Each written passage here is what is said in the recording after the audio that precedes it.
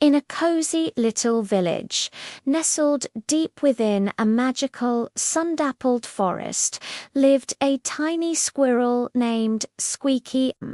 Squeaky was a very kind and gentle soul, with fluffy, cinnamon-colored fur and big, curious eyes. But Squeaky was also very, very shy. He lived in a snug little hollow in the tallest oak tree, right in the center of the village.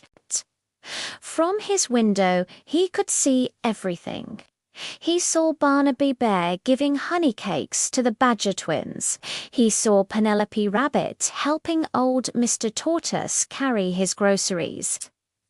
Everyone in the village was so busy, so helpful, and so loud. Squeaky wanted to help too. Oh, how he wanted to join in. Every morning he'd gather the shiniest acorns and the sweetest berries, hoping to share them. But whenever he'd scurry down his tree, ready to offer his treasures, his courage would melt away like a snowflake in the sun. He'd see the other animals laughing and chatting, and his little voice would get stuck in his throat. He'd watch Penelope Rabbit organizing the annual berry festival, directing everyone with a confident flick of her long ears. Squeaky had a brilliant idea for a new game, acorn toss, but he was too timid to speak up. Instead, he'd just watch from a distance, feeling small and invisible, his basket of goodies still in his paws. One day, he saw Barnaby Bear trying to hang a heavy lantern for the festival. Barnaby was big and strong, but he couldn't quite reach the highest branch. Squeaky knew a secret, nimble way to climb that tree. He scurried over, his heart thumping like a drum. He tried to squeak out, "I can help," but his voice came out as a tiny whisper, lost in the rustle of the leaves. Barnaby didn't even notice him. He just sighed, "Oh, bother, this is too high." Feeling defeated, Squeaky scurried back to his tree hollow, his cheeks flushed with embarrassment. He felt so lonely, convinced that no one would ever see how much he wanted to be a good friend. He just didn't know how to show it. The next day, a big storm was brewing. Dark clouds gathered over the magical forest, and a strong wind began to blow. The annual berry festival was supposed to start, but the wind was so powerful it was blowing all the decorations away. Streamers were getting tangled in branches, and the colorful lanterns were swinging wildly. Worst of all, the grand prize for the festival, a giant sparkling crystal berry, rolled right off its stand and tumbled toward the fast-flowing river. Everyone gasped. The crystal berry was a gift from the forest sprites and was very precious. Barnaby Bear was too big to get to it quickly, and Penelope Rabbit was too busy trying to save the food stalls from the wind. They all watched in despair as the crystal berry bounced closer and closer to the water's edge. Squeaky saw the whole thing from his window. He saw the panic on his friends' faces. He saw the precious berry about to be lost forever.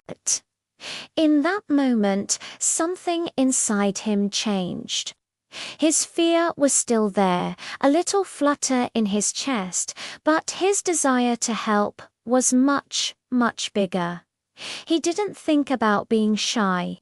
He didn't think about his quiet voice. He just thought about his friends and the village he loved. With a determined chirp, he leaped from his window, his fluffy tail streaming behind him like a little flag. He zipped down the tree trunk faster than he ever had before. He darted past tangled streamers and through the swirling leaves, his eyes fixed on the sparkling prize. He knew he couldn't stop the big berry by himself.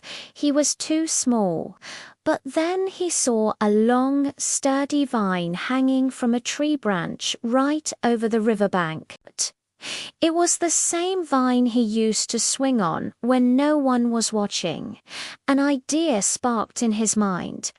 It was a brave, daring idea. He quickly scampered up the tree, grabbed the end of the vine with his little paws, and took a deep breath. He swung out over the ground, just like a hero in one of the stories his grandpa used to tell him. "Look out below," he squeaked, and this time his voice was clear and strong. He swung in a perfect arc, and with a flick of his tail, he expertly knocked the crystal berry away from the river's edge, sending it rolling safely into a soft patch of moss. The other animals stared, their eyes wide with surprise. The storm was already starting to calm down, and the sun peeked through the clouds. They hadn't seen Squeaky's daring swing, but they saw the crystal berry was safe. Then they saw a little, panting squirrel standing beside it, looking proud and a little bit breathless. Penelope Rabbit hopped over. "Squeaky, you saved it. That was amazing. How did you do that?" Barnaby Bear lumbered over, a big, warm smile on his face. "Little fella, you were so brave. We didn't even see you. Thank you." For the first time, Squeaky didn't hide. He stood tall, puffed out his chest just a little, and said, "I just wanted to help." A warm feeling spread all through him, a feeling much better than any shiny acorn or sweet berry. He had found his courage, not by being loud, but by being kind and brave when it mattered most. And so the villagers learned a very important lesson that day. It doesn't matter how big or small you are, or how loud or quiet your voice is. True friendship and bravery come from the heart. Kindness always finds a way to shine through. From that day on, Squeaky was no longer the shy, invisible squirrel. He was Squeaky the hero.